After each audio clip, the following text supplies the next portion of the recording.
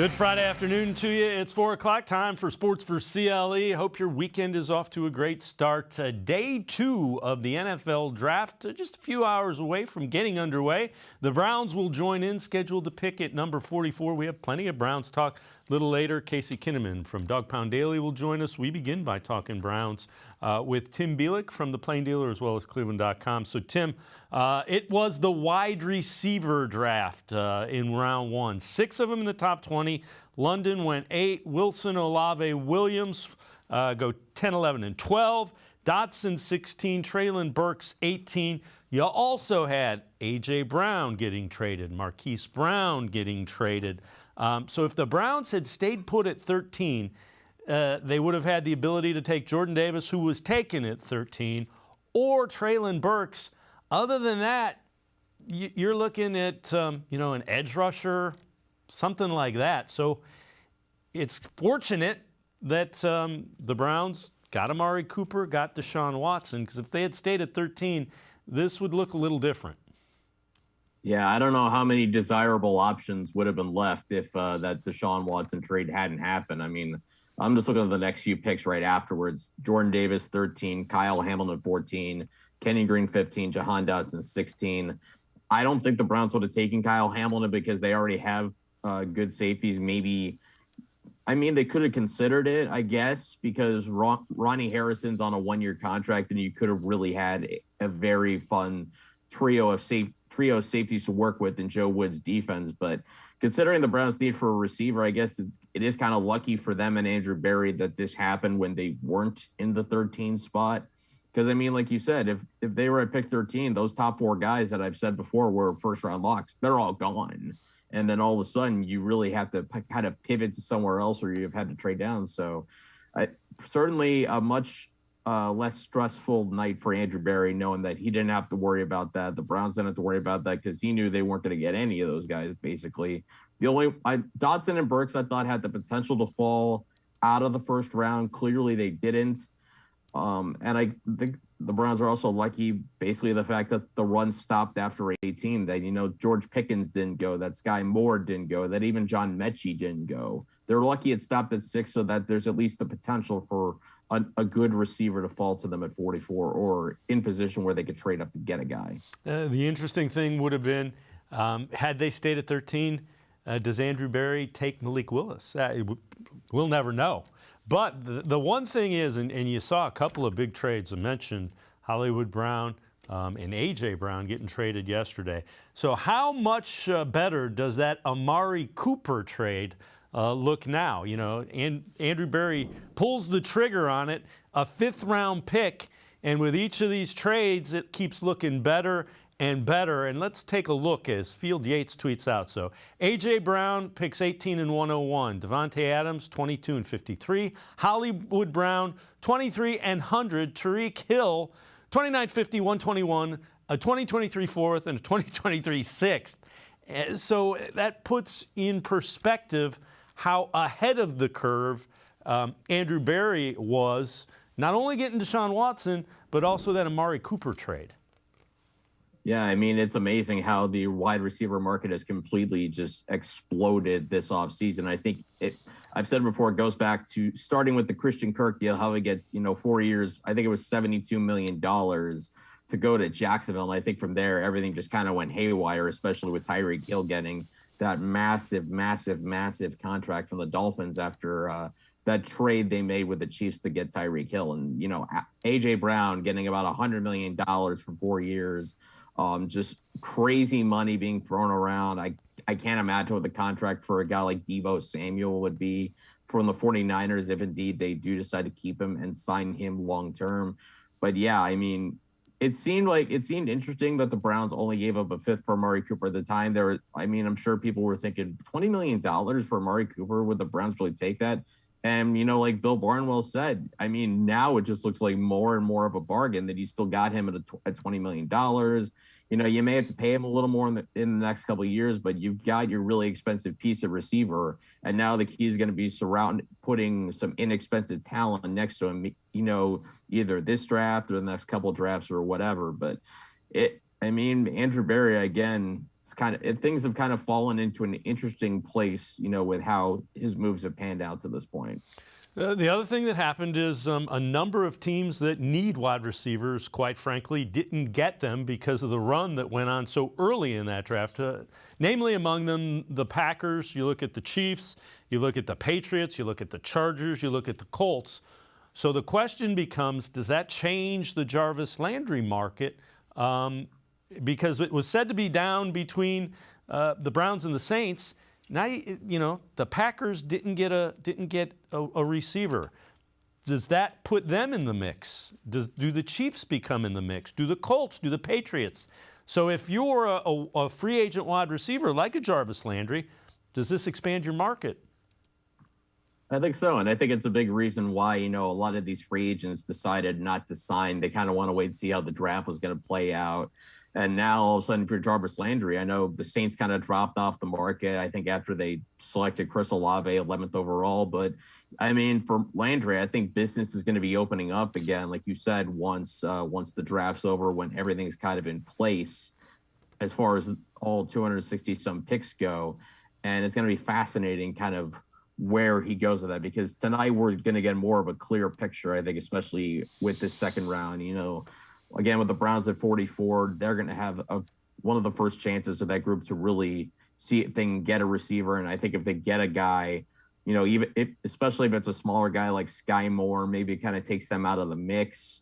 And like you said, the Packers might be the most interesting team because obviously they didn't take a receiver. I felt like, as much as I kind of knocked them in my draft grades for not doing so, I think if they had went for receiver, it would have been a pretty big reach kind of where they were. I didn't have that problem with them going defense. I had a slighter issue with the fact that they went with Quay Walker, the Georgia linebacker, instead of the other Georgia linebacker, Nakobe Dean, who's got a lot more Jeremiah Owusu-Koramoah in his game. And I would have thought that, after what JOK did as a rookie, that would have caught on a little more. I guess not in Green Bay. So this is going to be the interesting wave of free agency to watch. All these guys are kind of sitting at home. They're going to be watching this just like the rest of us. And it's certainly going to, probably open up some more opportunities and, create more openings across the league for some of these guys. It's going to be a much cheaper version, a much less expensive version, I think, of what we saw at the beginning of free agency. All right, let's take a look around the AFC North via social media at some reaction to things that went on in that first round. First of all, the trade of Hollywood Brown.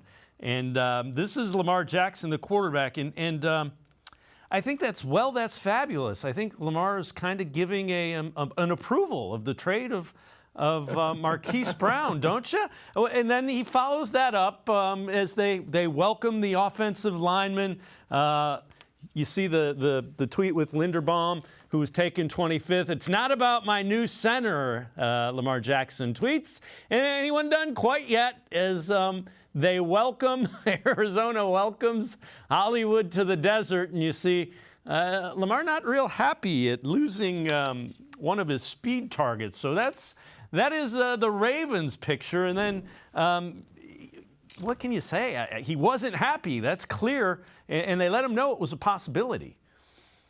Yeah, I mean, I don't think there's a quarterback out there who's happy when one of his top receivers is gone. I mean, I know his number one guy is obviously Mark Andrews, but you look at what Baltimore has left at receiver. They also let Miles Boykin go earlier in this offseason. So at receiver, basically they have Rashad Bateman, Devin Duvernay, and Tylan Wallace. That's basically it as far as that position goes. Now they still have a lot of picks. They still have a second rounder. I think they have something like six fourth-round picks, which is crazy to think about because teams like the Miami Dolphins only have 4 picks in this entire draft, and Baltimore has 6 in one round. So certainly they'll have an opportunity to get at least another receiver or two to make Lamar happy, but I'm sure he's not thrilled because Brown was a guy that was important for him, in his last couple of seasons. Remember, he caught that caught that huge touchdown against the Browns in that Monday Night Thriller in 2020. That was off a 4th down when he came off the bench and threw that huge touchdown pass. That was Hollywood Brown he hit. So he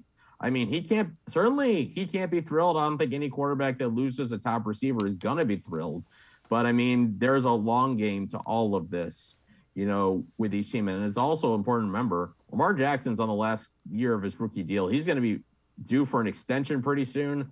Who knows how that's going to play out in Baltimore? It's going to be very fascinating to kind of see how this continues to evolve. And remember, he's his own agent as well, so that's an interesting twist to it. All right, then the Steelers surprised a lot of people as they selected Kenny Whedon or Brandon Pickett at number 20. It's Kenny Pickett, I realize that. But Pickett reminds me of every quarterback the Browns have run through in the middle to late first round trying to find their quarterback. I was shocked that was not Malik Willis. What was your reaction when the Steelers went Kenny Pickett? I know he's a local guy, played at Pitt. I was shocked. Well, first off, I kind of noticed the video. If he's from Pitt, I assume he doesn't live in Pittsburgh. Is he taking a plane from Pittsburgh and landing back in Pittsburgh just for that shot? I know that's probably not what happened, but I kind of find that interesting. I mean, good for him that he doesn't really have to go anywhere different. He can go into the same stadium that he's been at for the last 4 or 5 seasons at Pitt. But yeah, I think we all kind of assumed that Pittsburgh was going to go for a quarterback. I had mocked Malik Willis to them in my final mock yesterday morning. Granted, I had them trading up with Carolina to do so, and they stay there at 20. He falls right into their lap, and they pass on him. And as soon as I saw Kenny Pickett come across to the Steelers, I kind of do a double take, like, wait a minute. And this is nothing against Kenny Pickett. I think he's going to be a pretty good quarterback. His ceiling is not where Malik Willis' ceiling is. I think Malik Willis' ceiling is kind of just a little bit below Patrick Mahomes. I think they play a similar style of quarterback. Willis is smaller, but I think he's a more willing runner than Mahomes is, a better runner, I think. He'll need some time to really get adjusted to the NFL. I wonder if that's kind of what's scaring teams away, along with size, questions about how deep and sophisticated the offense he played in at Liberty was.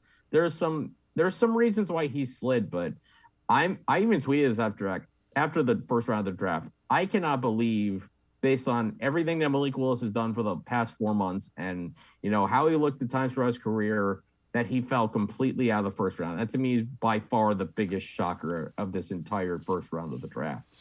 Tim Bielik and I are going to step aside, take a quick time out. Other side of the break, we turn our attention to the draft ahead of the Browns. We'll head to the voicemail of Truth and Reason. We asked for who you want the Browns to get. We'll check into some of those when we return to Sports for CLE. Stay with us.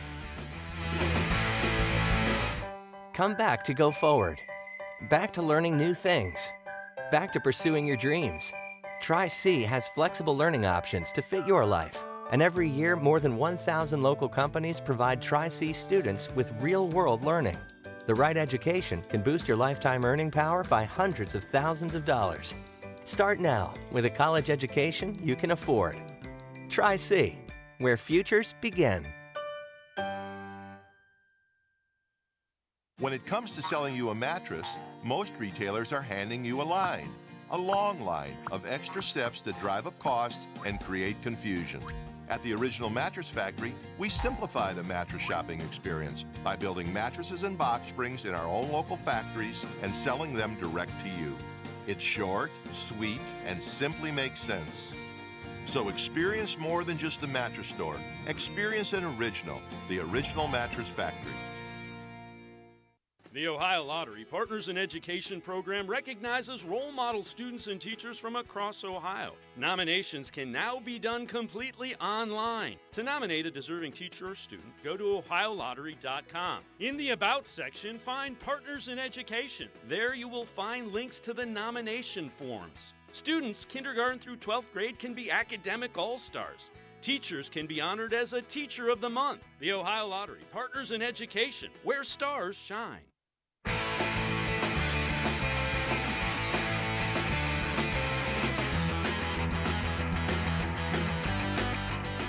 We continue talking Browns and NFL draft with Tim Bielik from the Plain Dealer, cleveland.com. Let's head to the voicemail of Truth and Reason. This one about who the caller wants to see the Browns take in the second and third rounds. There's 3 picks coming up tonight. Hey, what a great time of the year to be a football fan. Here's 3 picks for the Browns. At 44, really like defensive tackle / defensive end Logan Hall out of the University of Houston. Like his versatility on the D-line. He's got room to add weight if needed. very strong at the point of attack, and a hard worker at that. At 78, I like that Kingsley Enigberry out of South Carolina.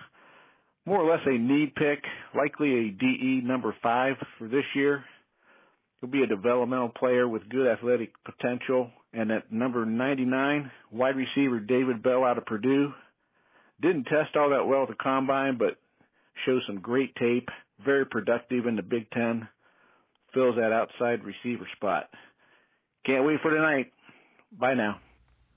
All right, we appreciate all of the voicemails. Tim Bielik, I know we'll get into Logan Hall in a minute, but the overall, the 3 guys that our caller wanted, I think if Andrew Berry comes away with those, that's a pretty good haul for day 2 of the draft. Yeah, I mean, it wouldn't be my ultimate favorite haul, but I think it's one I could get behind. I mean, I'm a big Logan Hall guy. I like, the long arms he has, the combination of playing inside and outside.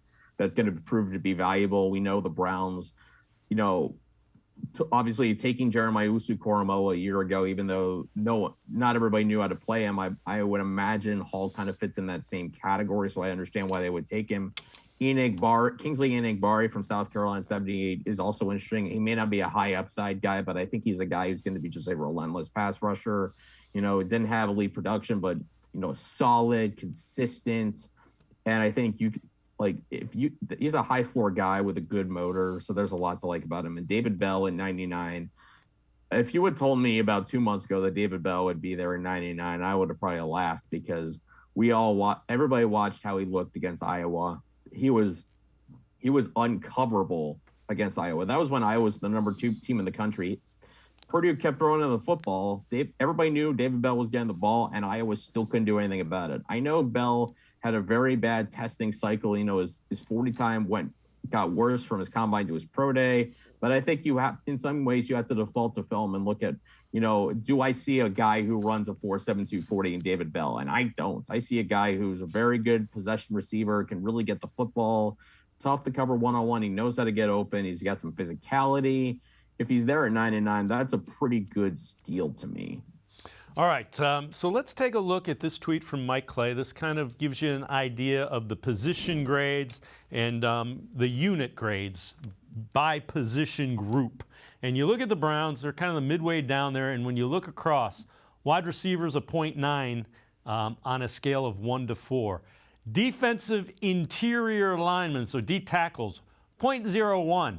It doesn't get any lower than that. So those are 2 areas that are kind of glaring needs for upgrades. The edge grade is 2.3. That's because Myles Garrett. So those are the position groups we look at.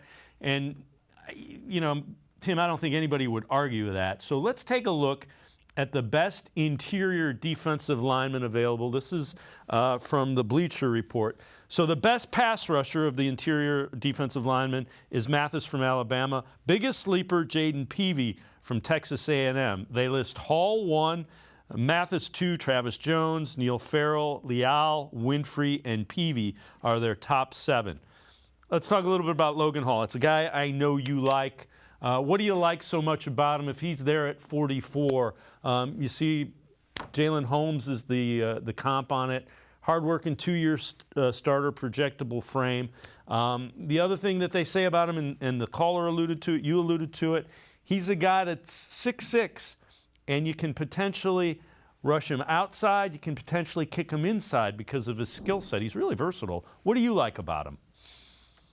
I think it's, the ability to be a pass rusher from the interior that really sticks out to me. I mean, when you look at, quarterbacks have said this in the past, that the one place they don't want pressure to come from is right up the middle. And if you have a guy who can create that pass rush in the middle of a defense, you really unlock so many different things, as far as scheme goes, how you can structure your line, how you want to attack the quarterback. And a guy like Logan Hall, who's got rare length for a defensive tackle, I think is fascinating. Maybe he needs to add a little more weight if he wants to be a defensive tackle full-time. But, a lot of physical tools. He's productive at Houston. I've said before, he's got the length to bother interior linemen and the size and power to be a problem for tackles, for offensive tackles. Again, as I said a little bit ago, I'm assuming there would probably be a couple teams that could be scared off a little bit because they don't know where to put him, whether he's a tackle or an end. The Browns just showed us with JOK last year that, that doesn't matter, that, the good teams, the teams with the smarter coaching staffs, they'll take the player, they'll bet on the traits, and they'll find a role for him. They'll create a role for him within the scheme, and that's how you maximize your talent. Because, when you draft specifically for need, that's where you get in trouble. If you draft for talent and then you find a place for him, that's when you can really maximize, what you have in the player you take. Yep, find out what they're good at and only ask him to do those things. Don't ask him to do what he can't do. Another guy that I know you like, he was third on that list, Travis Jones from UConn. And again, big guy. Jonathan Hankins is the comp. You see these, has a rumbling play style. What do you like about him? What do you see from Travis Jones from UConn? Well, if I were the Browns and I was looking at these tackles, the guys who are more of the true nose tackle types, the guys who are like 320 pounds plus or more, you see Jones weighs in at 325. He's definitely more of a plugger type of defensive tackle where you're looking for a guy who's going to eat up blocks, take up space, and kind of free things up for the guys around him. But I think what sticks out with Jones, and, he showed it at the Senior Bowl and through the athletic testing from the combine and throughout the draft cycle, is he has a little more upside than some of those other potential nose tackle types, like a Neil Farrell, like a Matthew Butler, that he may have the ability to develop some pass rush moves on the interior, And if you have a guy that can do those sort of things, like I said, quarterbacks hate pressure coming right up the middle. If he could turn into a guy that could be good going after the quarterback in the pass game, as well as, controlling the line of scrimmage in the run game, then you really have something. That's kind of the ideal thing you want a defensive tackle. Right now, you're probably looking at him mainly as a run stuffer, but the hope for him is that over time he can develop some pass rush ability. Yeah, for a big guy, he can move a little bit, and that's those are the type of skills that you hope you can kind of develop and get him into that pass rush mold. Tim Bielik and I are going to step aside, take a quick time out. The other side of the break, we will take a look at some wide receivers as the Browns get ready to pick at number 44. Sports4CLE will be right back. Stay with us. When it comes to selling you a mattress, most retailers are handing you a long line of extra steps that drive up costs and create confusion. At the Original Mattress Factory, we simplify the mattress shopping experience by building mattresses and box springs in our own local factories and selling them direct to you. It's short, sweet, and simply makes sense. So experience more than just a mattress store. Experience an original, the Original Mattress Factory. The Ohio Lottery Partners in Education program recognizes role model students and teachers from across Ohio. Nominations can now be done completely online. To nominate a deserving teacher or student, go to ohiolottery.com. In the About section, find Partners in Education. There you will find links to the nomination forms. Students, kindergarten through 12th grade, can be academic all-stars. Teachers can be honored as a Teacher of the Month. The Ohio Lottery Partners in Education, where stars shine. Thanks for buying a fishing license. I want you to picture all the great things this simple purchase does. Like building public boat ramps, keeping local waters clean, and maintaining a healthy fish population. What's Mom doing? When you buy a fishing license, you do a lot. Every dollar protects and maintains your local waterways for future generations to enjoy. Visit takemefishing.org.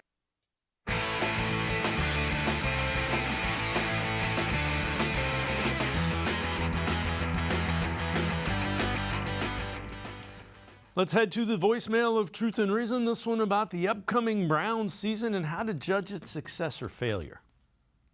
Hi, I wanted to talk about a little bit about us getting Deshaun Watson as a quarterback. So now that we got him, there is absolutely no excuse anymore. It's Super Bowl or bust for the Browns. I mean, anything less than that will be a massive failure. Supposedly, we got Deshaun Watson because he was a major upgrade. So the excuses are over. This is it. All right. As always, appreciate all of the voicemails. What do you think of that, Tim? there's an awful lot of good teams in the AFC this year. Yeah, I think putting Super Bowl or bust on this season, the first where Deshaun Watson comes to Cleveland, is a little much right now. I mean, we have to consider a couple things. First off, we don't know if he's going to be suspended for this season, for any games this season. That's still not clear. I know Roger Goodell was on ESPN last night. He said there really still is no timetable, so it's unclear, how that's going to go. And second, we also have to remember that, there's going to be a break-in period for Deshaun Watson as far as this offense. I mean, we saw 2 years ago with Tom Brady that it took him some time to get used to a new system in Tampa Bay, get used to new receivers, and then they hit the ground running in the second half of the season. And Deshaun Watson's going to have to do that, plus knock off some rust from the fact that he didn't play last season. So there's a lot that goes against that kind of puts the Browns kind of behind the 8 ball there as far as, early season momentum. It's a team that can certainly finish strong and be a problem in the playoffs. But I think in the AFC, where everything's so deep, you're going to want those home playoff games. And unless the Browns hit the ground running from the start, it's going to be hard to do that. Even if they win their division, they may only get 1, and you might need 2 or even 3 to get yourself into the Super Bowl as far as home games go. So I would watch. Maybe the best time would expect it to be year 2 or year 3 of Deshaun Watson, but year 1 seems a little much to me at this point. Yeah, and we'll see. Again, Super Bowl is definitely in the conversation. Super Bowl or bust might be a little bit much. You tweeted this out, and I thought it was really interesting. If the Browns are looking to get a number 2 receiver, they probably need to trade up. Take me through the thought there and how far up you think they need to go to make sure they get one of those 2 guys, Pickens or Sky Moore. Well, this was something I had in my mock draft on Thursday morning as well. I had the Browns trading up 7 spots with the Texans at 37 to get Sky Moore, the receiver of Western Michigan. The reason I had them trading up is I'm looking at, who's still on the board and kind of who could need receiver. I think the Giants at 36 could use receiver help. The Bears at 39 certainly could use receiver help. The Colts at 42, they could use another guy to put alongside Michael Pittman Jr. So that's already a handful of teams that could take a receiver, and there's really only those 2 guys. I think at that top of that draft, at the top of who's available, that to me would make sense as far as elite dynamic, potentially dynamic number 2 guys that can have an impact right now and be very effective and be those dynamic players that the Browns really don't have a receiver. I think you could still get a guy, I think later on though, like John Mechie or Alec Pierce, but I don't know if they're as dynamic as Pickens or Moore. To me, those 2 are kind of in their own tier right now as far as who's left. So if Andrew Berry wants one, he might have to make a move up to get one, unless he feels confident that one of them is going to be available before. And if that is, if I were Andrew Berry, I would waste no time calling that pick into Vegas, turning in the card, and getting one of those guys in to really give Deshaun Watson another quality receiving option. All right, let's take a look at the best available wide receivers. Again, this is from Bleacher Report, and they have the best slot receiver, Khalil Shakur from Boise State. Biggest sleeper, Javion Hiley from Coastal Carolina. They list Pickens as the best, Ross from Clemson, number 2, Pierce from Cincinnati, Shakir from Boise State, 4. Sky Moore, they list all the way down at 5. Then they have Tolbert, Bell, Michie, and Christian Watson at 9 from North Dakota State. I know you like Pickens, the number 1 on this one, and you see lanky perimeter, exciting ball skills, coming back off the ACL tear. What do you see about him that you like? Josh Reynolds is the comp as well. What do you see about Pickens that kind of opens your eyes and makes you think that's a guy that would fit with what the Browns need?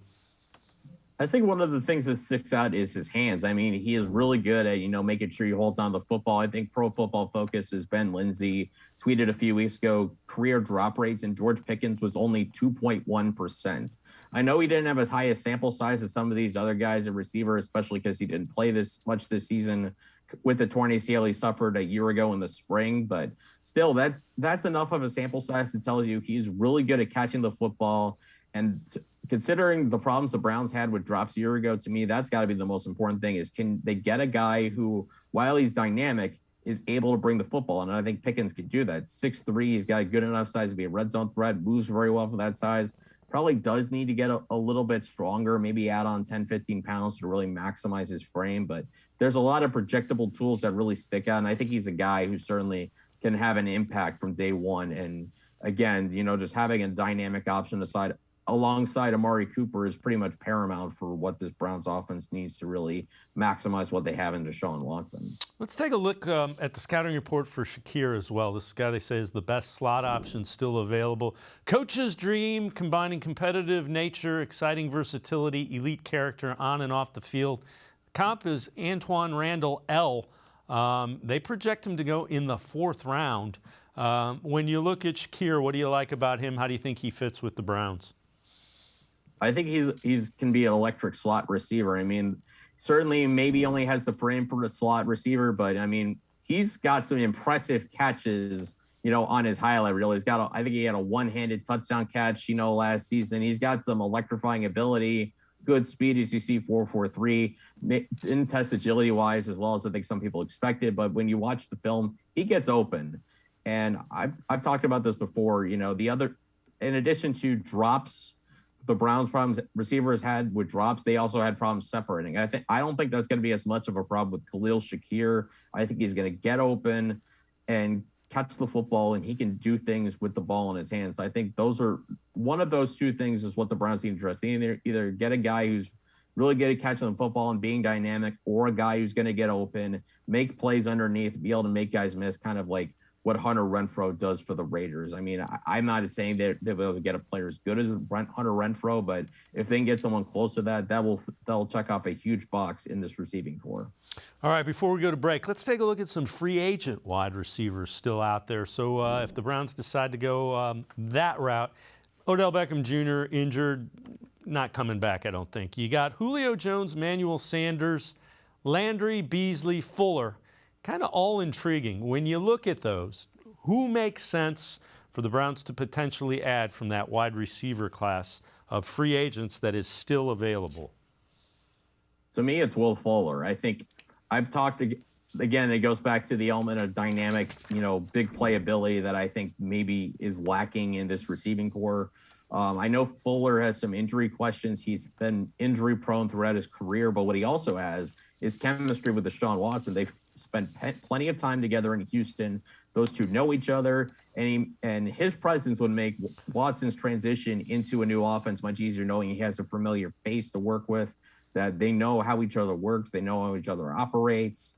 They won't need a lot of extra time to really learn each other. And if the Browns want to get him, it'd be a nice option to stretch the field and open things up underneath for guys like Amari Cooper, Donovan Peoples-Jones, David Njoku, just a field stretcher who makes defenses worried, knowing that anytime he's out there, he's a threat to catch a 60-yard touchdown pass should be enough to really, be helpful for a Browns offense that, like I said, needs to continue adding dimensions to the pass game.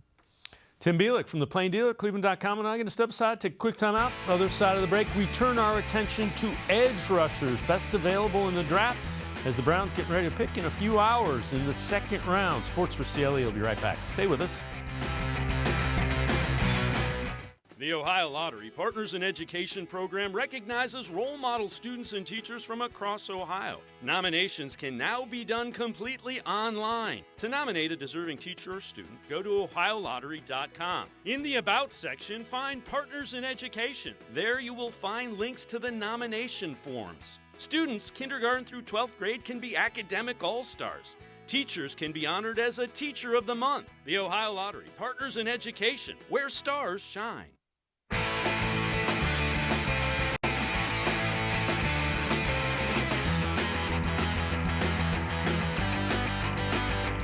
Time to turn our attention to edge rusher. We've looked at wide receivers. We've looked at interior defensive linemen. Here are the best edge rushers said to be available in the upcoming round of the draft. Biggest sleeper, Tyree Johnson.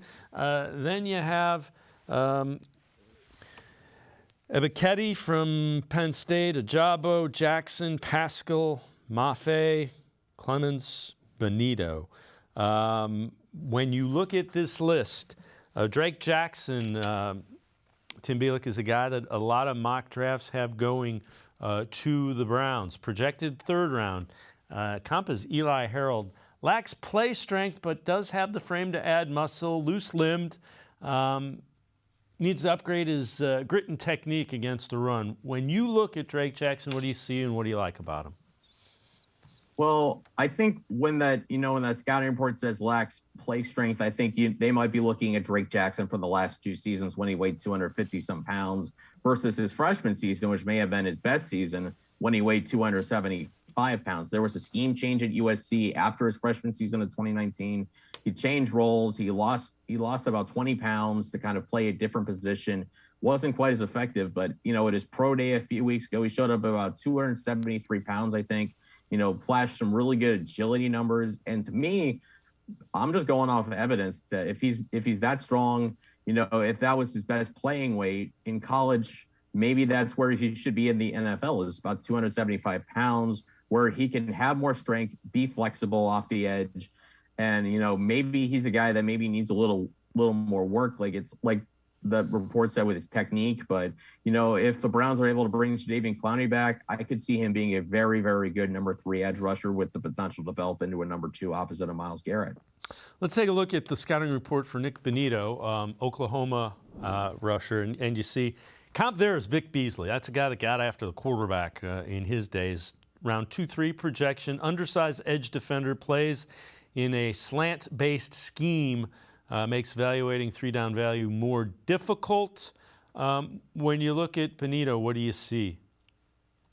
I see a very good compliment to a guy like Myles Garrett. I know Myles Garrett plays with power and speed, so he's the very complete edge rusher, but that's rare. And when I see Bonitto, I see a guy who's more of a speed rusher, similar build to a guy like Elvis Dumerville, a guy who wins with agility, is able to work his way around defenders against blockers with good moves. You see that 40 time is absolutely phenomenal for Bonitto.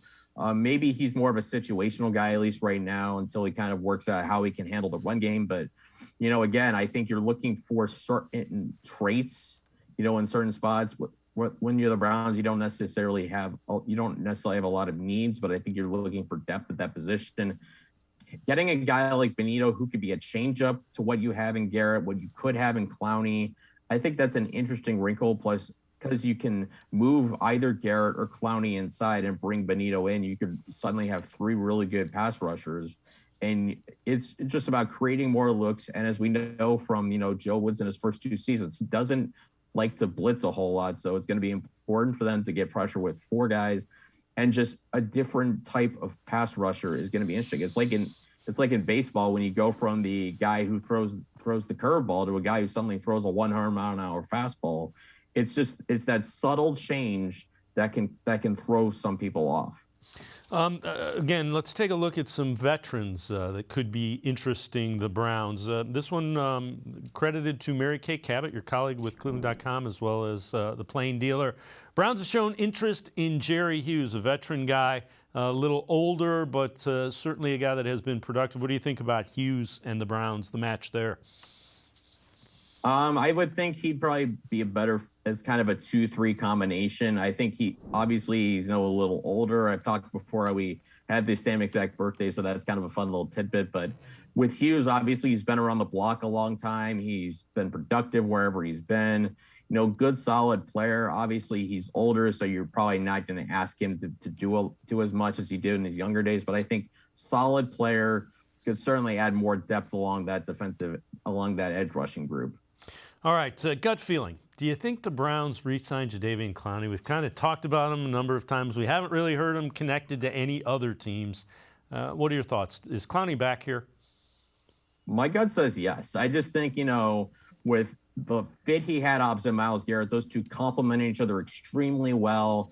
Clowney is an extremely good number 2. I think as he showed a year ago, he was healthy all last season. We saw just kind of what kind of impact he had on the running game, how tough it is, how you really can't double team either guy necessarily all the time, because you double team one, the other guy is going to be able to have an impact. And I think it seemed like Clowney, from all the stuff you read about Clowney, he really liked his time in Cleveland. It may just be a thing where, again, maybe he wants to wait a little bit longer so he doesn't sign until after some of the offseason workouts have been done, or at least till after the draft. But it just seems like such a good fit that maybe it's just a case of when and not who. Again, just pure gut feeling more than anything. All right, before I let you go, give me 2-3 names that you would say if Andrew Berry comes away with these guys at the end of tonight, he's done a pretty good job again with building this roster out. Well, I'm going to go back to the idea of going receiver at 44 and edge in the third round. I think if, Sky Moore is there at 44, I know I like George Pickens. There's a lot to like about him. There's always a good chance, though, he might not be available. It seems like it's likely he's not, based on some of the things you read. But if Sky Moore's there at 44, I think he's a phenomenal option. We've seen, receivers from the MAC really go dominate in the NFL. Guys like Antonio Brown, Julian Edelman, Deontay Johnson, they've had a lot of success. I think Moore's got speed to take the top off of defense. He's got the ability to separate, similar in some ways to Deontay Johnson. And Moore's got gigantic hands. I talked about the drop rate with Pickens, how low it was. Moore's isn't that much worse. It's only 3.3%. So he hangs on to a lot of footballs. So he's interesting to me. And in the third round, if Cameron Thomas, the edge rusher out of San Diego State, is there, he's another guy I really like. 6'4", 267 pounds, had 11 and a half sacks a year ago for San Diego State. Not the longest edge rusher, but agile, a 3-cone time of less than 7 seconds. So it tells me he's got some bend, some flexibility to get around the edge. And again, just, Andrew Berry's value of productivity, this would be a little bit off his trends a little bit because he's leaned towards Power 5 guys, but I think Cameron Thomas has the ability to kind of step in, have a good role right away, and certainly grow to be a pretty good number 2 defensive end. And when you have Myles Garrett on one side, you don't need the most elite guy. If you have a guy who's at least a solid number 2 on the other side, that's plenty to work with, I think. Tim Bielik from the Plain Dealer as well as cleveland.com. As always, great stuff. Appreciate the time and the insight. Thanks, Tim. Yeah, thanks for having me, guys. Have a happy rest of your draft weekend. All right, Tim Bielik, make sure you read him. Pages of the Plain Dealer as well as cleveland.com. We're going to step aside, take a quick time out. We continue talking Browns and the draft. We'll head to the voicemail of Truth and Reason. Casey Kinnamon from Dog Pound Daily joins us when we return to Sports for CLE. Stay with us. Come back to go forward. Back to learning new things. Back to pursuing your dreams. Tri-C has flexible learning options to fit your life. And every year, more than 1,000 local companies provide Tri-C students with real-world learning. The right education can boost your lifetime earning power by hundreds of thousands of dollars. Start now with a college education you can afford. Tri-C, where futures begin. The Ohio Lottery Partners in Education program recognizes role model students and teachers from across Ohio. Nominations can now be done completely online. To nominate a deserving teacher or student, go to ohiolottery.com. In the About section, find Partners in Education. There you will find links to the nomination forms. Students kindergarten through 12th grade can be academic all-stars. Teachers can be honored as a Teacher of the Month. The Ohio Lottery Partners in Education, where stars shine. I am powerful beyond my wildest imagination. I will define my future. I will keep challenging myself to improve. Because I am a future leader of this great nation. I will be responsible for raising a beautiful family. And educating not only my generation, but many more to come. I will make a difference in my community. And I will stand up for what I believe in. I will not settle for simply chasing my dreams. I will achieve them. Because I was given a chance. An opportunity. A home. At Family, Career, and Community Leaders of America. The ultimate leadership experience. FCCLA has been one of the greatest experiences of my life. It's made me who I am today. Join us. We'll build a new future together.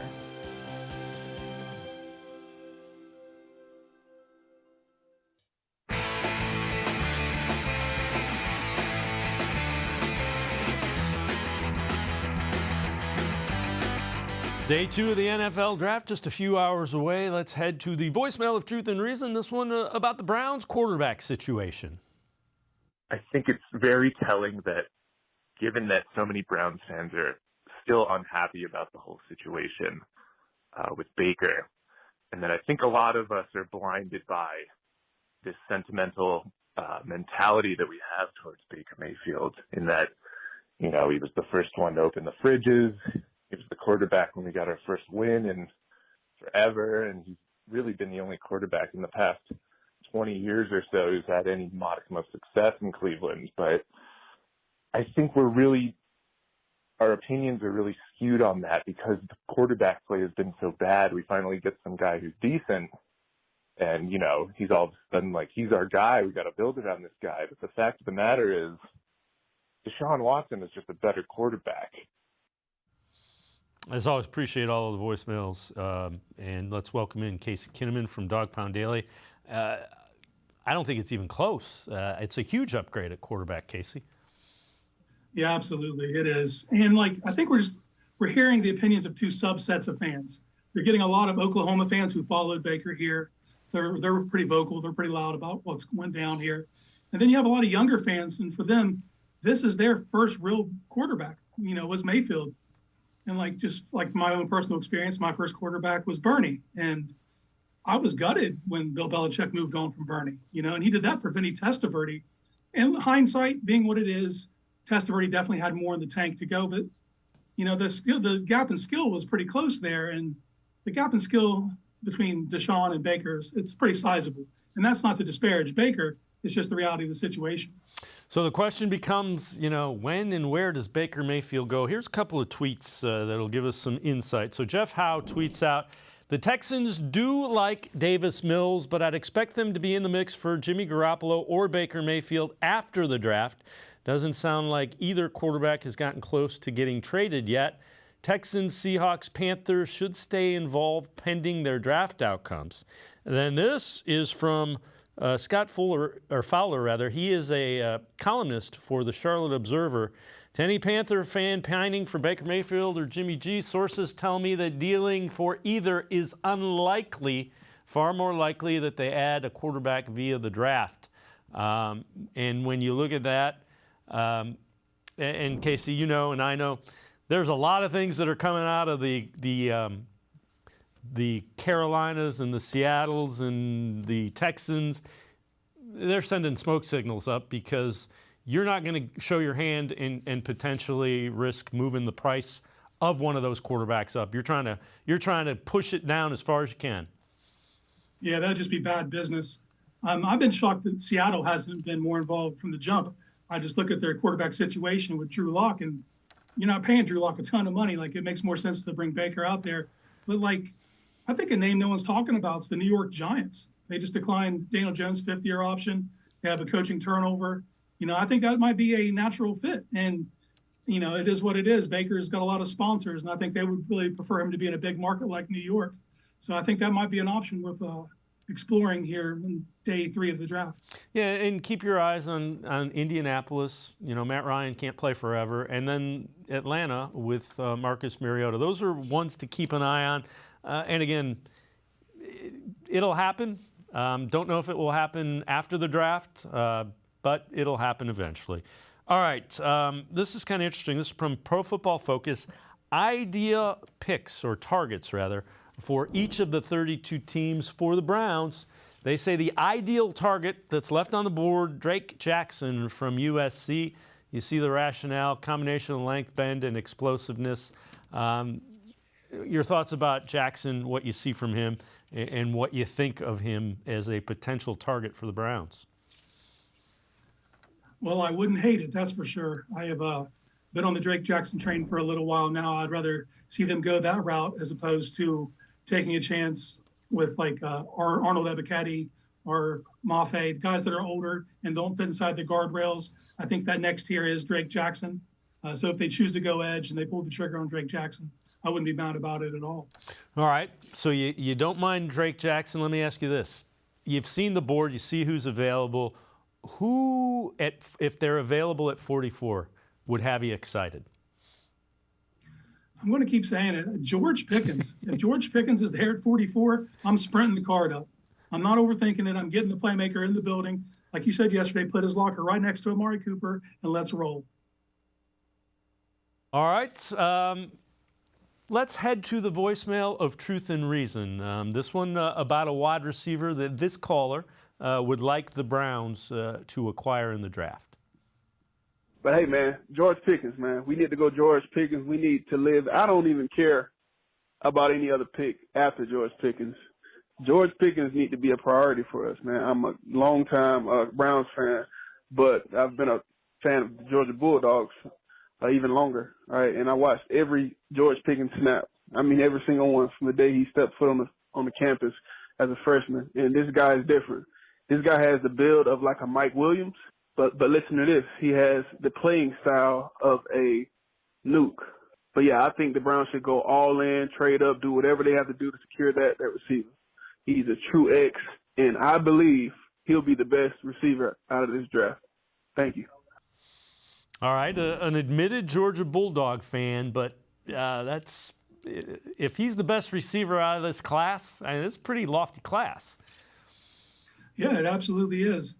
Had he not suffered the ACL injury, I think his name would have been right up there with those other players like a Garrett Wilson and Williams and everyone else. But it is what it is. He suffered the injury, and he actually got back on the field and won a national championship for his team. He still even competed at the combine and tested. And he tested well. For someone who was only like 9 months removed from ACL surgery, that's only going to improve over the next 6 months by the time he actually gets to the season.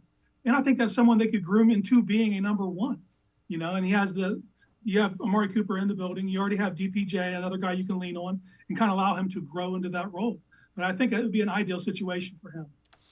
Casey Kinnamon and I are going to step aside, take a quick time out. Other side of the break, we will take a look at another mock draft for rounds 2 and 3, the picks today, and who they have going to the Browns. Sports4CLE will be right back. Stay with us. Come back to go forward. Back to learning new things. Back to pursuing your dreams. Tri-C has flexible learning options to fit your life. And every year, more than 1,000 local companies provide Tri-C students with real-world learning. The right education can boost your lifetime earning power by hundreds of thousands of dollars. Start now with a college education you can afford. Tri-C, where futures begin. When it comes to selling you a mattress, most retailers are handing you a long line of extra steps that drive up costs and create confusion. At the Original Mattress Factory, we simplify the mattress shopping experience by building mattresses and box springs in our own local factories and selling them direct to you. It's short, sweet, and simply makes sense. So experience more than just the mattress store. Experience an original, the Original Mattress Factory.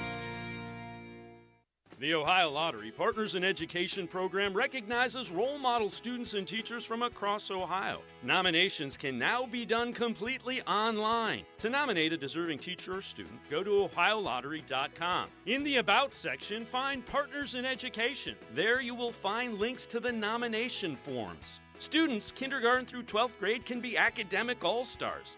Teachers can be honored as a Teacher of the Month. The Ohio Lottery Partners in Education, where stars shine.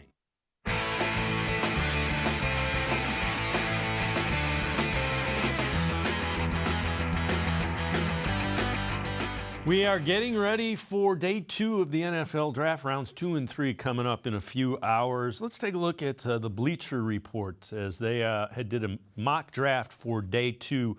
For the Browns, you'll like this one, Casey. They have them taking George Pickens, the wide receiver we keep talking about, at 44. Ajabo went 41 to the Seahawks in this one. In the 3rd round, Marvin Leal, defensive lineman, from Texas A&M, kind of an interior kind of guy, going to the Browns at 78. Then coming back in 99, they do try to address the edge rusher a little bit as they go Alex Wright from University of Alabama, Birmingham. So you look at that mock draft, Pickens, Leal, Wright.